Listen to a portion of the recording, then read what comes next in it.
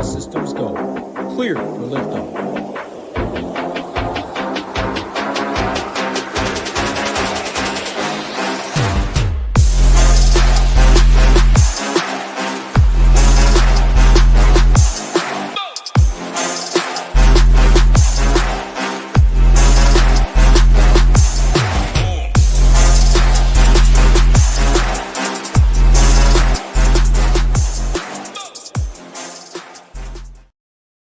Hello, welcome to this weekend's NASCAR Quick Hit here for SHIPIT Nation. I am Eric, also known as The Game on Discord, and this morning we're going to be discussing the Cookout Southern 500 taking place at the Lady in Black, known as Darlington Raceway. But before we go ahead and start breaking down the slate, let me, of course, mention us here at SHIPITNation.com, your one-stop shop for all things DFS. The NFL season is right around the corner, literally next week. So if you haven't already, you owe it to yourself to check us out over at SHIPIT Nation. Why? We have it all, baby. Content, projections, ownership, the stone, expert slate plans, an amazing Discord community. Plus, we're partnered with the best optimizer around, SaberSim. So you owe it to yourself to check us out over at SHIPITNation.com if you aren't a member already. All right, the NASCAR Cup Series playoffs are here, and they're kicking it off with a visit to the track that's too tough to tame, Darlington Raceway. There are roughly 256.9 Dominator points up for grabs this weekend, and we will absolutely want to target those Dominator points. And if you want my exact thoughts on Dominators, you have to make sure you check out the slate plan over at SHIPITNation.com. First thing I want to discuss this morning is practice, and basically why I'm not going all in on practice data this weekend. Practice happened on Saturday morning. I want to say cars were already on the track by 9 or 9:30 yesterday morning, with qualifying happening literally right thereafter. So they practiced and qualified on Saturday morning for a race that is going to be happening on Sunday night. The track conditions will be vastly different between yesterday morning and tonight. So in my opinion, that makes practice data very hard to rely on this week. However, if you do plan on let me strike that, reverse that, start over. If you do plan on using practice data to help you craft your player pool this weekend, I highly recommend kind of sticking to the 25 to 30 lap portions of the practice data and literally ignoring the 1, 5, 10, 15, because long runs are the key at Darlington. Darlington is an extremely high tire wear racetrack. Lap times fall off considerably. Cars slide into the wall. They get their Darlington stripe. This is a very high tire wear racetrack. And the fact that they ran practice like almost 12 hours difference in the daytime between when they're going to run the race just blows my mind. So that's why I'm not going all in on practice, and instead I will be mostly relying on the power rankings, which are in the center of the stone, to help me craft my player pool. Let me make sure. All right, hey, that's all I have for pre-written notes. So let me go ahead now and move the stone to the center of the screen so I'm not looking off to the left the entire time. And let's go ahead and do a quick rundown of our starting lineup. I'm probably not going to touch over everybody. So if there is somebody that you want me to discuss that I haven't, hit me up in Discord and I will give you my thoughts on them. We are opening up to the race, starting off with a couple Joe Gibbs Toyotas and Denny Hamlin and Chase Briscoe. Chase Briscoe is the defending race winner. He won this race last year. I think he led the last 20 or so laps, and he won it in his less than stellar Stewart-Haas racing car. So if he could win at Darlington in that car, he could absolutely win in a Joe Gibbs car. However, pole sitter Denny Hamlin is amazing at Darlington. He is amazing at Darlington. And I have to assume that he will lead the vast majority of stage one if he gets out in clean air, which I assume he will. Denny, however, has a lot on his mind right now.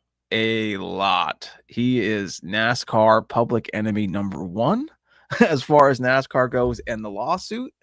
So am I saying that NASCAR is going to screw him out of this race or out of the championship this year? Absolutely not. I am, however, saying that he is a business owner who is suing the sport that he's currently racing in. And he has a ton on his plate, and he's never won a championship. So the fact that he put it on the poll, I think, is super impressive. But man, that's a lot on someone's mind going into 500 miles at Darlington. If he could pull off a victory tonight with everything that's going on, more power to Denny. Josh Berry, I can't. I think he does very well at high tire wear racetracks. I just don't see that happening tonight for some reason. And maybe that's because of all the big dogs around him, but I have to assume he's going to be losing spots. We have Red Dog, Tyler Reddick, and Larson up next. Both are excellent at Darlington because they both excel around tiptoeing around the high line, which is exactly what you have to do at Darlington. So I think they both will excel. Chastain, Bell, Bubba, Dylan, Cindric. Bell, awesome here. Probably could have made him a Dominator option, to be honest. Just like the others more around him, truthfully. Bubba had really good practice, even though I don't love it. But he seemed very happy and positive post-practice, which is always good. Dylan and Cindric, I don't really have any interest in. Byron, I love. Blaney, I love. Blaney is probably going to be the second highest owned Dom option, I would say, as of this recording. It seems like he's getting a lot of steam this morning. It seems like Blaney is on everybody's tip of the tongue today. Don't sleep on Byron, though. Byron actually has the best average finish at Darlington in the next gen era. He's just $500 more than Blaney. So if you build Blaney lineups and you want a quick pivot, and you have, the salary to save, do a quick pivot to Byron and go from there. I think you'll get a ownership discount. Justin Haley, he was a hot lap hero. I can't see him sticking around up there. Logano, he's all sliced bread. Wouldn't surprise me to see him up towards the front at the end of the night, but nothing really to write home about. Busher, wish he wasn't so expensive. Ty Gibbs, why in the world is Ty Gibbs 6,900? He has an average finish of 13th at Darlington, which is pretty damn good. Pretty good. He was also excellent in practice, but we're not really caring about that. So if we ignore practice, give him a 13th place average finish at Darlington, which is what he has, at 6,900 in top tier Joe Gibbs equipment. Yeah. Give me Ty Gibbs. Love me Lord Ty today. All about it. Yes, Ty Gibbs. Daniel Suarez. Yeah, that's a no for me, dog. Cole Custer. Also a no for me, dog. Eric Jones. I would say this is probably Eric Jones's best racetrack. However, he has been terrible lately. I mean, D+ in recent forms. Maybe not as terrible as he's normally recently been. If you were looking for a $7,000 driver with lowish ownership, I'm assuming, I forget what we have him projected as of right now, I would say give him a shot because he has performed decent here in the past, but that recent history has been dreadful. SVG, that's a big no for me. He's gonna have his.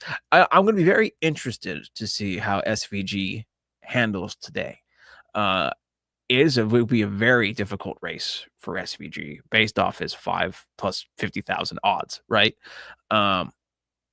However, he is a road course king, and on road courses, you do have to manage tires. And at Darlington, tire management is key. That's number one key. So if you want to take a shot on SVG just based on he can save tires on a road course, maybe he can save tires efficiently at Darlington, be my guest, but he's probably an X for me off my player pool. Chase Elliott next. I love Chase. I just hate his price tag this far deep. If he was starting top 12, 13, yeah, I'd probably be more interested in him. But at 9,500, I kind of want drivers who I think can lead some laps and get some fast laps. And I don't think Chase Elliott can do either. Will he potentially get a top 10? Absolutely. Do I think he's going to win the race, get fast laps, or lead? I don't think so. The Dinger, I will take a shot on the Dinger. He has performed decent here for his equipment in the past. He has been doing well this season, very quietly under the radar. So yeah, I'll take a shot on Dinger. Kyle Busch, this pains me to say. This pains me to say. If you know me in my personal life, you know I am a major Kyle Busch fan. I think I'm off Kyle Busch for the rest of the season until he does something. Anything. A top 10, a top 5, a dominant stage performance, anything. Like, in my opinion, he shouldn't be $8,000 anymore. He should be in the Hocevar Priest range, in my opinion. So, come on, Kyle. Prove me wrong. Zane Smith, I can't get into it. McDowell, he was super fast in practice, but I'm not really going crazy on practice data. However, I do love his price tag at 5,900, and kind of like SVG, he's a known road course racer, so maybe he will do well at saving tires today. I don't know. I much prefer his Spire teammate Carson Hocevar at 7,300. The kid's been fast all season. He DNFs a lot. If he can not piss anybody off and stay out of trouble today, it would not surprise me to see him finish top 10. The kid's fast. The kid's talented. He just has to put it all together. Ryan Preece, DFS darling, 27th. Love him. He's been outperforming his everything all season long, so wouldn't be surprised to see him do well. Todd Gilliland, he is starting backward. I like Todd Gilliland to start, so I have no problem taking an issue or taking a flyer on him if you want. Alex Bowman, the showman, I like me some Bowman today. He is the deepest starting playoff driver, and he's the cheapest Hendrick Motorsports car by like a decent amount. So, I will take those little positives and use them in mind for DFS today. Hendrick, top tier team, obviously, and he's in the playoffs. They need to do good if they want to advance, right? So I'll take the shot. John Hunter Nemechek, no problem taking a chance on him. He's been doing, I would say, even though we have him as an F for recently, I would say he's been doing better than normal recently. So I got no problem taking a shot on JHN. Ty Dillon, probably not. His price tag is nice though, but I much prefer his teammate Dinger over him. But Dinger is $1,000 more. Brad K. Everybody loves Brad Keselowski today. He's an old veteran who knows how to save the tires, and he does excellent here. Excellent here. We have him projected very high ownership. So if you're looking for a quick pivot to get different, just pivot off Kez. Herbst, I'm not into it. Gregson, good practice, but we're not caring about that too much this weekend. Gregson has had good runs here in the past. So if you want to take a shot on Gregson just based off his previous history here, be my guest. They have been dog awful this season. just terrible. So based off just how terrible they are this year, he's a no for me. But if you're looking to take a shot on somebody based off of, previous performances like last year, be my guest. You could do worse than him. He's just a no for me.